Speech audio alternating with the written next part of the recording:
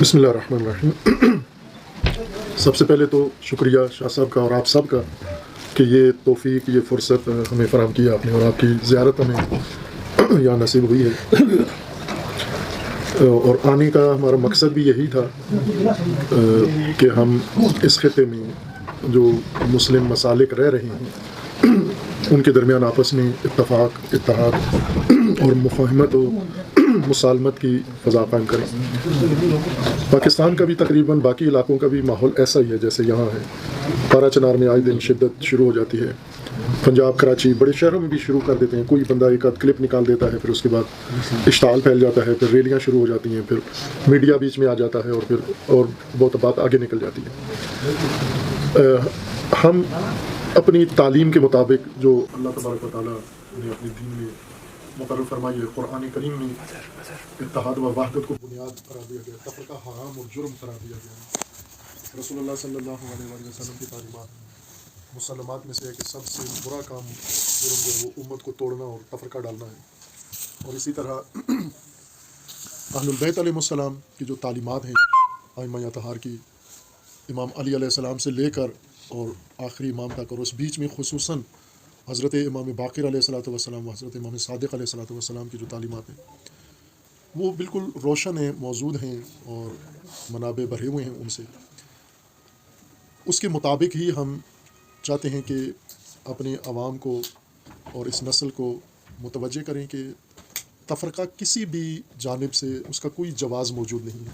نہ عقل اس کی اجازت دیتی ہے، نہ شریعت اس کی اجازت دیتی ہے، نہ قرآن، اور نہ ہی کسی مسلک کے اندر اس طرح بنیاد ہے کہ آپ تفرقہ ڈالیں تو آپ مومن بنیں گے، تفرقہ ڈالیں گے تو آپ نفرتیں پیدا کریں گے تو آپ مسلمان ہوں گے یا اللہ کی بارگاہ میں مقرب ہوں گے۔ تعلیمات کچھ اور طرح کی ہیں، عمل ہمارا کچھ اور طرح کا ہے۔ اب آپ نے جن چیزوں کی طرف اشارہ کیا ہے ان میں سے بہت ساری چیزیں ایسی ہیں جو صرف آپ کی طرف سے نہیں بلکہ شیعہ علماء، اکابرین، مجتہدین جو ہمارے دین کی اتھارٹی ہوتے ہیں، سپریم اتھارٹی، آپ کے ہاں تو یہ ہے نا کہ ایک مفتی کی حیثیت ایک کورس کر کے پھر اس کے بعد وہ فتویٰ دے سکتے ہیں۔ ہمارے یہاں نہیں ہے، ہر ایک کو فتویٰ دینے کی اجازت نہیں ہے، وہ بہت ٹاپ کلاس اتھارٹی ہوتی ہے۔ اس وقت جو فتویٰ دینے والے ہمارے علماء ہیں تو وہ انگلیاں پہ گننے چنے ہیں پورے ملک، پوری دنیا میں۔ ویسے تو لاکھوں علماء ہیں لیکن وہ سب فتویٰ کی اتھارٹی نہیں رکھتے۔ تو وہ جو ہماری سپریم شرعی اتھارٹی ہے وہ مجتہد مرجع تقلید جس کو ہم کہتے ہیں، جن میں بہت معروف نام جو آپ نے سنے ہوئے، ویسے چند نام اور بھی ہیں لیکن جو آپ نے شاید سنے ہوئے ہیں، وہ ایک آیت اللہ خامنئی ہیں جو رہبر بھی ہیں ایران کے اور مجتہد بھی ہیں، جن کی تقلید کی جاتی ہے، پیروی شیعہ کرتے ہیں، اور دوسرے آیت اللہ سیستانی ہیں، نجف میں ہوتے ہیں۔ یہ دو نام آپ سب نے سنے ہوئے ہیں، باقی اس کے علاوہ بھی بہت سارے ہیں لیکن ان کی فالوئنگ کم ہے، ان دو کو زیادہ شیعہ ان کی تقلید کرتے ہیں۔ تو ان دونوں کے فتاویٰ موجود ہیں، نیٹ پر بھی موجود ہیں، پرنٹڈ بھی موجود ہیں، اور ہم نے یہ اپنے دوستوں کو کہا ہوا تھا کہ وہ ساری فتاویٰ نکال کے علماء اہل سنت و اکابرین اہل سنت کو دکھائے جائیں کہ وہ اس بارے میں کیا کہتے ہیں۔ آیت اللہ خامنئی ان کی طرف سے یہ فتویٰ ہے، دو ٹوک ہے، کہ اہل سنت کے مقدسات، انہوں نے بعضوں کا نام بھی لکھا ہے، بعضوں کو اس جنرل ٹائٹل کے ساتھ لکھا ہے، اہل سنت کے مقدسات، جس میں خاصیت کے ساتھ خلفاء اور امہات المومنین، ان کو نامینیٹ کر کے کہا ہے کہ ان کی بے احترامی، گستاخی، توہین حرام ہے شرعاً، اور یہ اس وجہ سے نہیں کہ سنیوں کو گران گزرتی ہے، یہ اس وجہ سے حرام ہے کہ اہل البیت اس کو ناجائز سمجھتے ہیں، اور ہمارا جو دین ہے اس کو ناجائز سمجھتا ہے۔ نہ کہ اہل سنت کے احترام میں ہم پرہیز کریں بلکہ آپ معلوم نہیں آپ نے وہ میری گفتگو کے کوئی حصہ سنا ہے یا نہیں سنا، وہ میں کہوں گا ان دوستوں سے کہ وہ آپ کو بھیجیں سلیکٹ کر کے۔ تو وہ مثلاً حضرت عائشہ ام المومنین، میں اپنی شیعہ مجلس میں ان کو کہتا ہوں کہ آپ جو ان کے بارے میں جو زبان استعمال کرتے ہو یا جو ذہنیت رکھتے ہو، یہ اہل البیت کے بالکل الٹ ہے۔ یہ علی علیہ السلام، چونکہ ان کی جنگ علی علیہ السلام کے ساتھ ہوئی تھی اور اس کے بعد جنگ میں شکست بھی ہوئی ان کی فوج کو، پھر علی علیہ السلام فتح پانے کے باوجود بھی ام المومنین کی توہین کسی کو کرنے کی اجازت نہیں، عزت و احترام کے ساتھ ان کو مدینہ پہنچایا محفوظ طریقے سے۔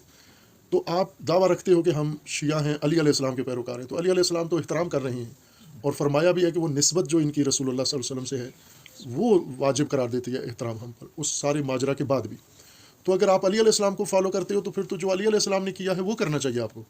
علی علیہ السلام نے جس کی توہین کی ہے آپ اس کی توہین کرو، علی علیہ السلام نے جس کا احترام کیا ہے آپ اس کا احترام کرو۔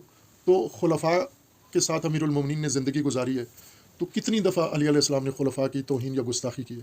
ایک جھوٹی روایت بھی نہیں ہے, ضعیف روایت بھی موجود نہیں ہے, نہ تاریخ میں نہ حدیث میں موجود ہے. اختلاف ضرور رکھا ہے, صحابہ کا بھی آپس میں اختلاف تھا, لیکن یہ توہین و بے حرمتی یہ اہل البیت کی طرف سے اجازت نہیں تھی, نہ انہوں نے خود کی نہ کرنے کی اجازت دی ہے. اور یہی ہمارے موجودہ مجتہدین کا فتویٰ بھی ہے. جو ماضین ہیں, جو گزرے ہوئے ہیں, ان کا بھی یہی ہے فتویٰ, لیکن جو موجود ہے ان کا یہ فتویٰ ہے.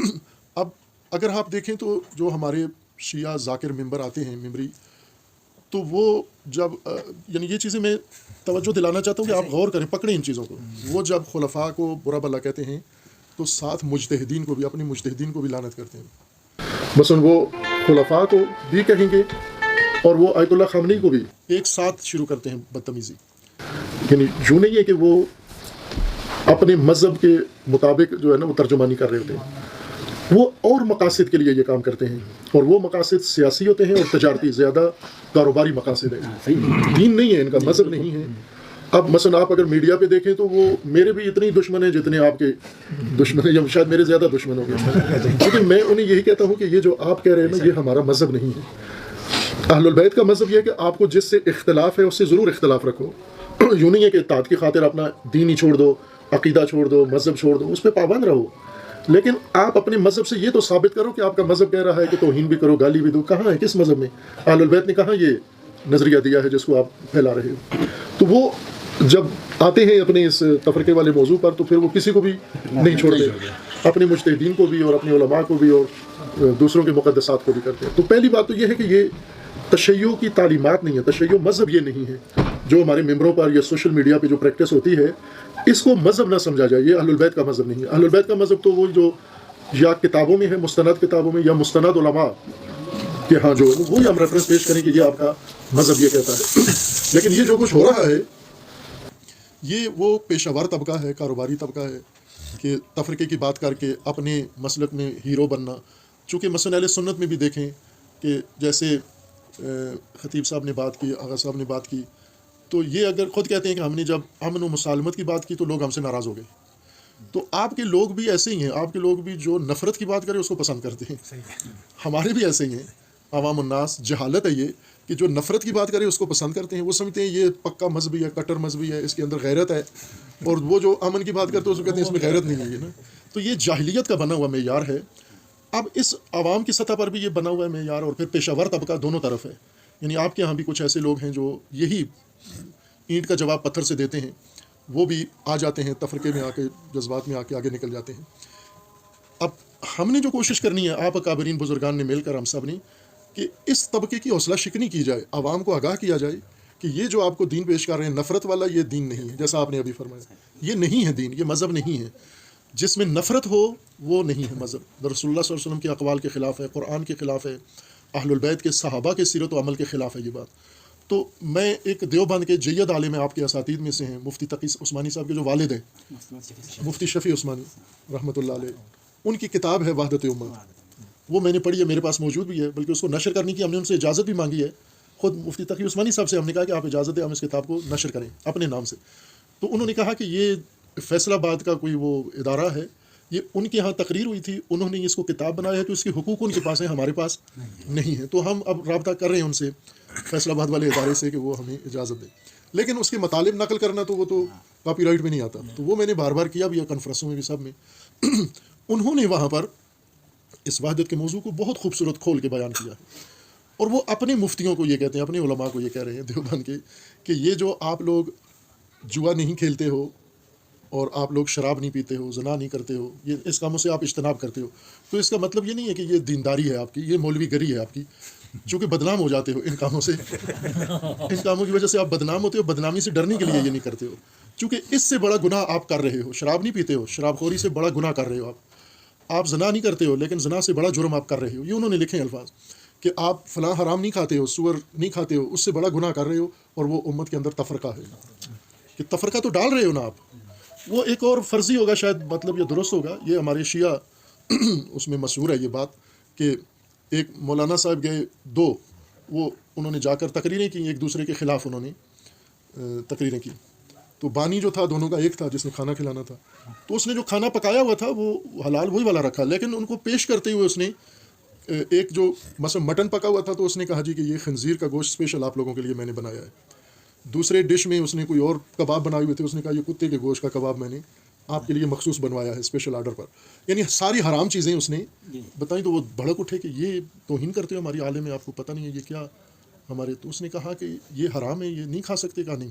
تو اس نے کہا وہ جو ممبر پہ کہا ہے وہ حلال تھا جو آپ کہہ کے آئے ہو، وہ جو دل آزاری کر کے آئے ہو، وہ جو تفرقہ ڈال کے آئے ہو، وہ جو نفرت پھیلا کے آئے ہو، وہ حلال تھا؟ کوئی آیت بتا سکتے ہو مجھے کہ وہ حلال تھا وہ؟ تو یہ وہ باتیں ہیں کہ یہ طبقہ کر رہا ہے یہ کام اور پیشہ ور ہے اور کسی کے قابو میں بھی نہیں ہے۔ ان کو ہم مل کر یہ جو وحدت کی فضا ہم کہتے ہیں بنائیں، ملیں، اکابرین آپس میں ملیں، علماء ملیں، بیٹھیں، نشست ہو، تو اس چیز سے ان کی حوصلہ شکنی ہوتی ہے کہ ہم نفرت پھیلاتے ہیں، یہ بزرگ ہمارے محبت پھیلاتے ہیں، تو عوام کو اس سے آگاہی ملتی ہے۔ علامہ زاہد الراشدی صاحب بزرگ عالم ہیں، آپ جانتے ہیں، بڑے استادوں میں سے ہیں، آپ کے بھی شاید کہیں نہ کہیں سے استادی ان کی بنتی ہوگی۔ تو وہ یہ کہتے ہیں کہ جو بھی ہمارے گجرانوالہ میں کوئی بھی عالم آتا ہے تو میں اس کو بلا لیتا ہوں، شیعہ عالم آئے، بریلوی عالم آئے، اہل حدیث، کوئی بھی صوفی، تو میں اس کو بلاتا ہوں، چائے پلاتا ہوں، تصویر بناتا ہوں، پھر لوگوں کو کہتا ہوں اس کو نیٹ پہ چڑھا دو۔ تو اس تصویر کا ایک پیغام ہوتا ہے، وہ یہ کہ مختلف ان کے پیروکار سنتے ہیں، یہ دیکھتے ہیں یہ تصویر، تو وہ خود تجزیہ کرتے ہیں کہ ہمارے بڑے تو آپس میں بیٹھ کے چائے پی رہے ہیں، ہم نیچے لڑ رہے ہیں آپس میں۔ تو اس کا مطلب یہ ہے کہ ہم میں فاصلے نہیں ہیں، جب بڑے بیٹھتے ہیں آپس میں تو اس کا مطلب ہے قربتیں ہیں ہمارے اندر۔ تو یہ ہمیں مل کے یہ کام کرنا ہوگا۔ آپ اگر شیعہ سے یہ کام بند کروانا چاہیں کبھی بھی نہیں ہوگا۔ شیعہ اگر اہل سنت کے نام پہ کوئی اگر یہ کرتا ہے، تفرقہ نفرت پھیلاتا ہے، تو بند نہیں کرا سکتے، ایک دوسرے سے نہیں بند کرا سکتے ہم۔ اس کا طریقہ یہ ہے کہ میں خود شیعہ کی ذمہ داری میں لوں، کہ شیعہ جو غلطی کرتے ہیں میں انہیں کہوں کہ یہ غلط کام ہے، یہ نہیں کرنا چاہیے، اور ہم کہتے ہیں الحمدللہ۔ اور اس کی دلیل یہ ہے کہ یہ ان کی طرف سے جو ہم پہ یلغار ہوتی ہے وہ دلیل ہے اس بات کر کے ہم روکتے ہیں ان کو، اور ڈنکے کی چوٹ پر روکتے ہیں، اور سختی کے ساتھ اور واضح کر کے ان کو روکتے ہیں کہ یہ جائز نہیں ہے۔ بالکل خلفاء پر، صحابہ پر، امہات المومنین پر کسی لحاظ سے، نہ اہل سنت کی وجہ سے، اصل حرمت دین خدا کی وجہ سے، رسول اللہ کی وجہ سے، اہل البیت کی وجہ سے ہمارے لیے یہ جائز نہیں ہے یہ کام کرنا۔ نہ کہ ہم یہ کہیں کہ یہ ایک ٹیکنیک ہے یا ایک حربہ ہے، ہم جھگڑا مٹانے کے لیے کہیں جی احترام کرو، کسی جگہ بھی یہ لان تان ہمارے اس کا حصہ نہیں ہے۔ اختلاف ضرور ہے، اور اختلاف ایک تاریخی حقیقت ہے، اختلاف کو کوئی انکار نہیں کر سکتا، اور اختلاف رکاوٹ بھی نہیں بنتا ہمارے آپس میں ملنے سے۔ اختلاف دیوبند کے اندر کتنا اختلاف ہے، دیوبند مسلک کے اندر، مثلا تبلیغی جماعت دیوبند ہے، مولانا فضل الرحمان صاحب کی جمعیت علماء اسلام دیوبند ہیں، طارق جمیل صاحب دیوبند ہیں، جماعت اسلامی دیوبند ہیں، اسی طرح اور سلسلے ہیں۔ آپس میں ظاہر کسی نہ کسی چیز میں ہے ان کا اختلاف، ہاں حیاتی مماتی دیوبند ہیں، تو اختلاف ہے نا آپس میں، لیکن اختلاف کا مطلب یہ تو نہیں کہ دشمنی شروع ہو جائے۔ اختلاف ہے، احترام بھی ہے، ملتے بھی ہیں، رسپیکٹ بھی کرتے ہیں، ایک دوسرے کے پیچھے نماز بھی پڑھتے ہیں۔ اختلاف کا شیعہ کے اندر بھی اسی طرح، شیعہ علماء کا فقہی اختلاف ہے، شرعی اختلاف ہے، عقلی اختلاف ہے۔ تو اختلاف تو کوئی بری بات نہیں ہے، رکھو، اختلاف سے تو اور زیادہ آپ کو تحقیق کا موقع ملتا ہے، اچھی رائے سننے کو ملتی ہے، تو اس میں تو نہیں پابندی ہے نہ کبھی، اور رہے ہیں اکابرین ان میں اختلاف رہے آپس میں، اور آپس میں اس کے باوجود ان میں مسالمت بھی رہی ہے۔ یہ جو پاکستان میں شروع ہے کام، مذہب صرف وسیلہ ہے، ٹول ہے، فتنہ پھیلانے کا، بحران پھیلانے کا، سیاست کرنے کا، مفادات استعمال کرنے کا، حاصل کرنے کا، ورنہ یہ مذہب کے نام پر کوئی غیرت نہیں ہے۔ مثلاً اب کئی جگہ ہوا، میں یہ مجالس میں بھی مثال دی، آپ کسی شیعہ کو، گلگتی شیعہ کو پکڑ کے اسے وہ ذاکروں کے جملے تو یاد ہوں گے جو خلفاء کے بارے میں یا مقدسات کے بارے میں، اہل سنت کے بارے میں، لیکن اسے پوچھیں کہ 2 حدیثیں امام صادق کی سنو، اس کو نہیں ہے پتہ، چونکہ یہ اس کو پڑھایا ہی نہیں گیا، یہ سبق اس کو بتاتے ہی نہیں ہے کوئی بھی۔ ایک سرکاری افسر اہل سنت ہمارے پاس آیا، اپنے سرکاری ماموریت پر، ڈیوٹی پر تھا وہ، تو اس نے آ کے بتایا کہ میں نے 5-7 پکڑے لڑکے ہم نے جو صحابہ کے نام پر کرتے ہیں زیادہ تشدد، تو ہم نے پکڑے انہیں، تو انہیں پوچھا، پہلے کہا میں نے سمجھایا ان کو بچے سمجھ کے کہ آپ نہ کرو یہ کام، امن کرو، فلاں کرو، تو وہ بہت جذبات میں تھے، انہوں نے کہا نہیں، یہ ہم جان دینے کے لیے تیار ہیں، ہم برداشت نہیں کر سکتے، ہم فلاں، تو صحابہ کے نام پہ ہم آنچ نہیں آنے دیں گے، ہم صحابہ کے پہرے دار ہیں، پاسبان ہیں۔ تو انہوں نے کہا، میں نے ان سب کو 7-8 تھے، تو میں نے انہیں کہا کہ مجھے آپ 10 صحابہ کے نام بتاؤ، جن صحابہ کے لیے مرنے کے لیے تیار ہو، 10 صحابہ کے نام بتاؤ۔ تو کہتے ہیں سب نے مل کے آپس میں 3 صحابہ کے نام بتائے، 10 صحابہ کے نام یاد نہیں تھے ان کو۔ تو پھر میں نے کہا کہ یہ کیسا حمایت ہے آپ کے اندر، غیرت ہے جو آپ کو نام تک نہیں آتے۔ تو یہ ایک جذباتی قوم ہے، ہم بہت جذباتی ہیں، پوری پاکستانی قوم جذباتی ہے، اور گلگت ذرا جذبات میں اور آگے ہے بہت۔ تو جذبات جو ہے نا وہ فوراً ہمارے امڑ پڑتے ہیں، تو جذبات کی آگ جو ہے وہ بجھتی ہے عقل کے ذریعے، عقلانیت کے ذریعے۔ اور اچھے ایک کردار کے ذریعے، کردار کے پانی سے جذبات کی آگ بجھتی ہے. مثلا ہم یہ فتنے والی فرقہ واریت میں جو جذبات ہیں اس کو ہم دوسری طرف لے آئیں کہ اگر ایک جوان ہے کسی گھر کے اندر، وہ جذبات میں آ گیا ہے اور اپنے اخلاقی مسائل میں، تو ہم اس کو نصیحت کرتے ہیں نا، وہاں بڑا بیٹھ کر سمجھاتا ہے، نصیحت کرتا ہے، تھوڑا جذبات اس کے لے آتے ہیں. مثلا مثال دے دوں اگر میں نا، کہ آئے دن لڑکی لڑکے کے یونیورسٹیوں میں، روڈ پہ، سڑک پہ، میڈیا پہ آپس میں روابط قائم ہو جاتے ہیں کسی نامحرم لڑکی سے. پھر وہ اپنے باپ سے کہتا ہے میں نے اس سے شادی کرنی ہے، اگر شادی نہیں کروں گا میں مر جاؤں گا، خودکشی. لڑکی بھی کہتی ہے میری اس لڑکے سے شادی نہیں ہوئی تو میں خودکشی کر لوں گی. پھر ماں باپ کیا کرتے ہیں یہاں پر؟ انہیں پتہ ہے یہ دونوں جذبات میں آ گئے ہیں، ابھی اخلاقی جذباتیت ان کی اوپر آئی ہے، تو وہ بیٹھ کے یا خود سمجھاتے ہیں یا کسی مولانا کے پاس لے آتے ہیں، گھر کے کسی بزرگ کے پاس لے آتے ہیں، وہ سمجھا بجھا کے ان کے جذبات کو تھوڑا نارمل کر کے ٹیمپریچر نیچے کرتا ہے. پھر انہیں شادیاں بھی ان کی ہو جاتی ہیں، لیکن وہ جو خود شروع کر رہے ہیں اس سے روک لیا جاتا ہے ان کو. تو یہ جو جذباتیت کی آگ ہے اس کو بجھانا بہت ضروری ہے. اپنے حال پر چھوڑیں گے تو اور بڑھتی جائے گی. اس کا بہترین طریقہ یہی ہے کہ ہم لوگ آپس میں ملنا، آپس میں بیٹھنا، آپس میں گفتگو، ایک دوسرے کو سننا اور ایک دوسرے کو برداشت کرنا شروع کریں. مثلا آپ گفتگو کریں کھول کے، ہماری کانفرنس ہوتی ہے، آپ تشریف لائیں ضرور، انشاءاللہ ہم بلائیں گے آپ کو، آپ آئیں. کسی کے اوپر کوئی پابندی نہیں ہوتی کہ یہاں شاہ صاحب آئیں نا گفتگو بھی کر کے آئیں. کوئی ہم نے پابندی نہیں لگاتے کہ آپ نے کیا کہنا ہے کیا نہیں کہنا. یہ وحدت کانفرنس ہے، جو آپ کا عقل ضمیر تعلیم کہتی ہے وہ آپ کا ہو، اور کھل کے کہتے ہیں. کئی ہم پر تنقید کر کے جاتے ہیں، کئی دوسرے اس پر کر جاتے ہیں، تو ہم ان کو روکتے نہیں ہیں. بھائی اس لیے بلایا ہے کہ ہم کھل کے بولیں اور دوسرے کو تحمل کریں، برداشت کریں. کئی دفعہ یہ شیعہ مجھ پر اعتراض کرتے ہیں کہ آپ کی کانفرنس میں آپ کے سامنے وہ ایسی ایسی باتیں کر جاتے ہیں تو آپ بولتے کیوں نہیں ہو. میں نے کہا اس لیے تو نہیں بلایا ان کو کہ وہ بولیں اور میں ان کو ٹوکوں. میں نے اس لیے بلایا کہ وہ بولیں، میں برداشت کروں، مجھے تحمل سے سنوں، میں وہ کیا کہنا چاہتے ہیں، ان کے دل کی بات سنوں. وہ میری بات اسی وقت سنیں گے جب میں ان کی بات سنوں گا، اور اسی بولنے اور سننے میں ہی رائے حل نکل آئے گا انشاءاللہ. یعنی بیچ میں کوئی ایسا بڑا ایشو نہیں ہے جسے ہم نہ حل کر سکیں. لیکن اگر ہم کچھ ایسے جذباتی لوگ یا کچھ ایسے کاروباری لوگ، کچھ ایسے متشدد لوگ ان کے حوالے کر دیں، معاشرہ بھی، عوام بھی، مسلمان بھی، مسجدیں بھی، تو پھر وہ تو آگ لگانا جانتے ہیں. کئی لوگ ہیں نا ان کا مہارت آگ لگانے میں. فائر بریگیڈ کی مہارت آگ بجھانے میں ہے. اگر فائر بریگیڈ والوں کو بھیجیں جو فلاں جگہ جلاؤ تو شاید ایک مسجد بھی نہ جلا سکیں، لیکن پورا جلتا ہوا شہر اس کی آگ بجھا سکتے ہیں، چونکہ ان کی تربیت یہ ہے. تو کچھ کو آگ لگانے کی تربیت ہے، کچھ کو آگ بجھانے کی تربیت ہے. ہم آگ لگانے والوں کے حوالے نہ کر دیں اس قوم کو، ان جوانوں کو، ان کو، بلکہ وہ جو سمجھدار طبقہ ہے، معتدل طبقہ ہے، علماء اور جو با کردار بھی ہیں، درد دل بھی رکھتے ہیں، درد دین بھی رکھتے ہیں، وہ میدان میں آئیں. یہ میدان اپنے کنٹرول میں رکھیں. بعض بزرگان ایسے ہیں، ایک دیوبند کے عالم دین ہمارے پاس آئے، مفتی صاحب، یہ خیبر پختونخوا کے ہیں، ایبٹ آباد کے.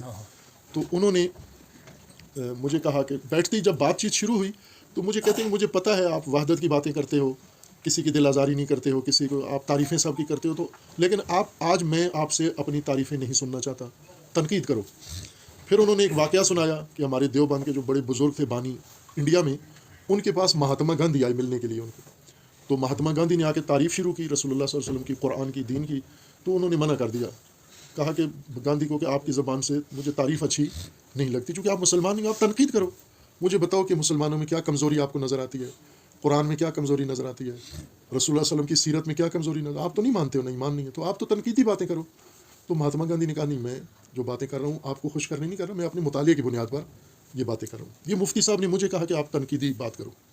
تو میں نے کہا میں تنقید، اچھی بات ہے آپ نے یہ موضوع کھولا، ایسی جرت کوئی بھی نہیں کرتا، دوسرے کو دعوت نہیں دیتا کہ آپ بیل مجھے مار، تو آپ نے یہ ہمت کی ہے. تو میں یہ تنقید میری آپ پر ہے کہ آپ کے ہاں جو متشدد طبقہ ہے وہ آپ کی قیادت پر غالب ہے، اس سے ڈرتے ہیں متشدد طبقے سے.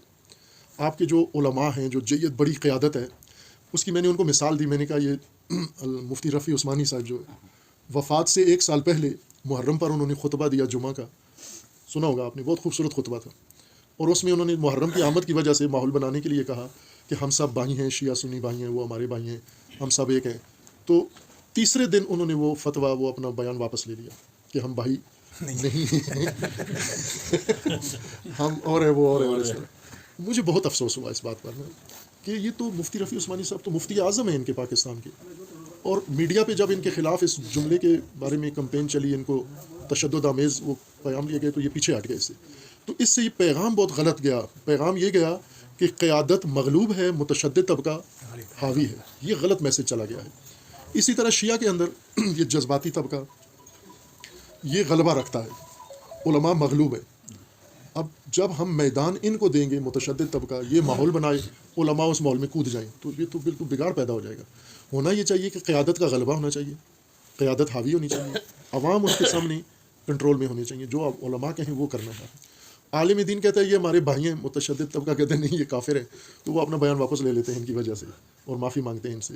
اس سے پھر یہ فضا جو ہے نا کبھی کنٹرول نہیں ہوتی. تو وہ جو میں آپ سے اور سارے اکابرین سے, پاکستان بھر کے اکابرین سے میری درخواست ہوتی ہے کہ یہ جو مذہبی قیادت ہے, اللہ تبارک و تعالیٰ نے آپ کو عزت مذہب کے نام پر دی ہے, دین کے نام پر احترام دیا ہے, تو اس کو بروئے کار لائیں یہ سرمایہ, اور انہی لوگوں کی نجات کے لیے دنیا و آخرت کے لیے میدان میں آئیں. تو یہ نفرتیں ختم کریں, دوریاں ختم کریں, آپس میں بیٹھیں, بہت غلط فہمیاں دور ہو جائیں گی. میں ابھی یہاں آیا ہوں, اسماعیلیہ جماعت سے ملاقات ہوئی آپ کی خدمت میں, باقی جب ان کے ساتھ بیٹھ کے بات ہوئی ہے تو اور بات ہوئی ہے, ان کے بارے میں باہر جو چیز سنی تھی وہ بالکل اور تھی. تو غلط فہمیاں ہیں, بہت دوری کی وجہ سے بہت غلط فہمیاں ہیں.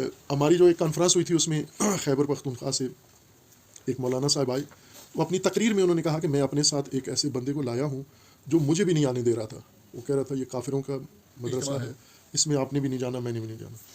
تو میں نے اسے قائل کیا کہ آپ ایک دفعہ آؤ میرے ساتھ, آ کے دیکھو, وہاں کوئی چیز قابل اعتراض اگر آپ کو نظر آئی تو میں جیسے آپ کہو گے میں ویسا کروں گا. تو کہا کہ وہ صرف اس لیے آیا ہے یہاں جائزہ لینے کے لیے کہ قابل اعتراض چیز کیا ہے. تو وہ آتے ہی اس نے ہماری مسجد میں گیا, ماشاءاللہ بڑی مسجد ہے, آپ تشریف لائیں گے انشاءاللہ, بڑی مسجد ہے. اس میں ابھی زیر تعمیر ہے لیکن قرآن کریم پڑے ہوئے ہیں اس میں زیادہ, چونکہ طلباء کی تعداد بھی زیادہ ہوتی ہے اور مومنین تو زیادہ تعداد میں قرآن کریم کے نسخے ہیں. تو اس نے ایک ایک قرآن اٹھا کے کھول کے دیکھا. پھر جو طلاب کے پڑھنے کے قرآن کے نسخے ہیں جہاں سے وہ پڑھتے ہیں وہ الگ ہیں, وہ مدرسے میں ہیں. پھر مدرسے والی سائڈ میں گئے, وہاں سے سارے قرآن اٹھا کے ایک ایک کر کے اور گنتے تھے, صورتیں گنتے تھے, ان کے اول و آخر دیکھتے تھے وہ. تو پھر اس کے بعد وہ جو قرآن اٹھاتے کہ یہ تو وہی ہمارے والا ہے, پھر دوسرا اٹھاتے کہ یہ تو وہی ہمارے والا ہے. اس طرح انہوں نے سارا کر کے تو پھر مجھے کہتے ہیں کہ یہ تو وہی ہمارے والا قرآن ہے. تو میں نے کہا یہی دیکھنے آئے تھے کہ آپ ڈھونڈو یہاں پر جو آپ نے سنا ہوا ہے, جو آپ کے ذہن میں ہے وہ سچ ہے یا نہیں ہے, وہ یہاں دیکھو. اور اسی طرح وہ دوسرا جو موضوع تھا, پھر ہمارے یہاں 5 اذانیں ہوتی ہیں, 5 وقت, جی ہاں جی, تو 5 وقت پہ اذانیں ہوتی ہیں وہ, اور ان کے لیے حیرت کی بات. ہاں, جمعہ بھی اسی طرح, جمعہ ہم نے واجب کی نیت سے قائم کیا ہوا ہے, اور چونکہ ہمارے علماء کے فتاویٰ جو ہیں وہ جمعہ کے بارے میں واجب عینی کے قائل نہیں ہیں, تخیری کے قائل ہیں. تو ہم نے انہیں بتایا کہ یہ غلط فہمی ہوئی ہے, اصل جمعہ واجب ہے, جس طرح رسول اللہ کے عہد میں تھا, اہل بیت کے نزدیک تھا, تو وہ باقاعدگی کے ساتھ جمعہ قائم ہوتا ہے.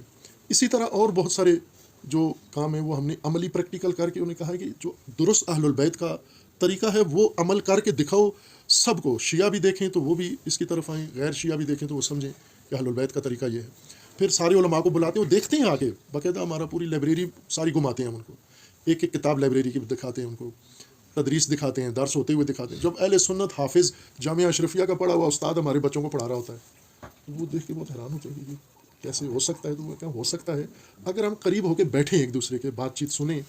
تو یہ جو بہت ساری چیزیں خطیب صاحب نے اشارہ کی ہیں, یہ وہ چیزیں ہیں جو ہمارے علماء ان کو اجازت نہیں دیتے, درست نہیں سمجھتے اور انہیں منع کرتے ہیں.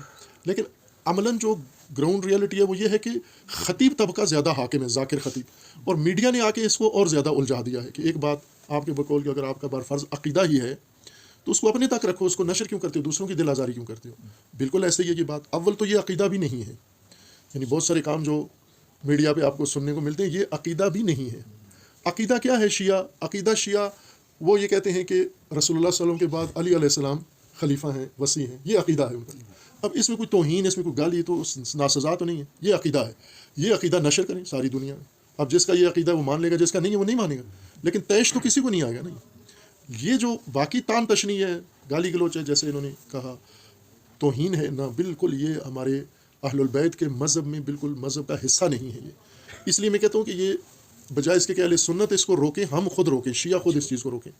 اور دوسری طرف بھی یہ فضا ہے کہ مقابلے کے لیے اگر کوئی شخص ایک کلپ نکالتا ہے, مثلاً ایک شیعہ آدمی ہے, وہ خدا نخواستہ کوئی چوری کرتا ہے کسی جگہ سے, کسی شیعہ کی دکان سے یا سنی کی دکان سے, تو اس کو پولیس پکڑ لیتی ہے.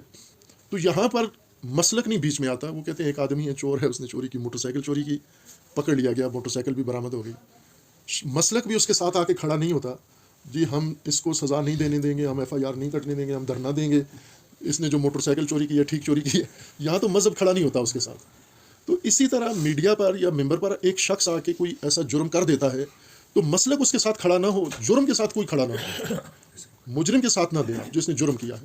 بھلے ایک جگہ پر اگر آپ کو اپنے مسلک کے ساتھ کھڑا ہونا ہے، جہاں آپ کے مسلک کی بات آ رہی ہے یا حق سلب ہو رہا ہے، چھن رہا ہے، وہاں مسلک کھڑا ہو جائے. لیکن یہ ہر غلط آدمی کے ساتھ اٹھ کے کھڑے ہو جانا، بس اس سنی کی طرف سے کوئی اہل البیت کی توہین کر دے تو سنی سارے اس کے ساتھ کھڑے ہو جائے، تو مجرم کا ساتھ دینا. اور قرآن کا بھی فرمان ہے لا ترکنوا الی الذین ظلموا، اور اللہ مجھے ظہیر مجرمین نہ بنا، مجھے مجرموں کا پشتیبان نہیں بنانا. تو وہ چیزیں جو علماء بیٹھ کر اس فضا کو معتدل کر سکتے ہیں، وہ یہی طریقہ ہے کہ یہ کانفرنس ایک بہانہ ہے آپس میں ملنے کا، بیٹھنے کا، بلکہ ہمیں اس سے بھی زیادہ آگے جانا چاہیے جیسے ہم نے کیا ہے اپنے مدرسے میں. اور ابھی لوگ ہمیں کہتے ہیں کیا اہل سنت میں بھی کسی نے شیعہ عالم اپنے مدرسے میں مدرس رکھا ہے؟ تو میں نے کہا یہ شرط کیوں رکھتے ہو آپ؟ وہ اگر ابھی نہیں رکھ سکتے یا ان کے مسائل نہیں کر سکتے تو شروع تو کرو نا، آپ تو کر کے دکھاؤ. آپ اہل سنت آتا ہے کھڑا ہوتا ہے، آپ اس کا احترام کرو، اس کے پیچھے نماز پڑھو، مسلمان ہیں. اس کی جب وہ اہل قبلہ ہے، وہ تمام بنیادوں پر آپ کو مانتا ہے، اللہ تعالیٰ کی وحدانیت پر ایمان ہے، قیامت پر ایمان ہے، قرآن پر ایمان ہے، نبوت پر خاتمیت پر ایمان ہے، تو پیچھے کیا رہ جاتا ہے اور کیا توقع اس سے رکھتے ہو آپ؟ اب ضروری تو نہیں کہ وہ ماتم بھی کرے تاکہ آپ اس کو مانو. یہ ایمان یہی ہے.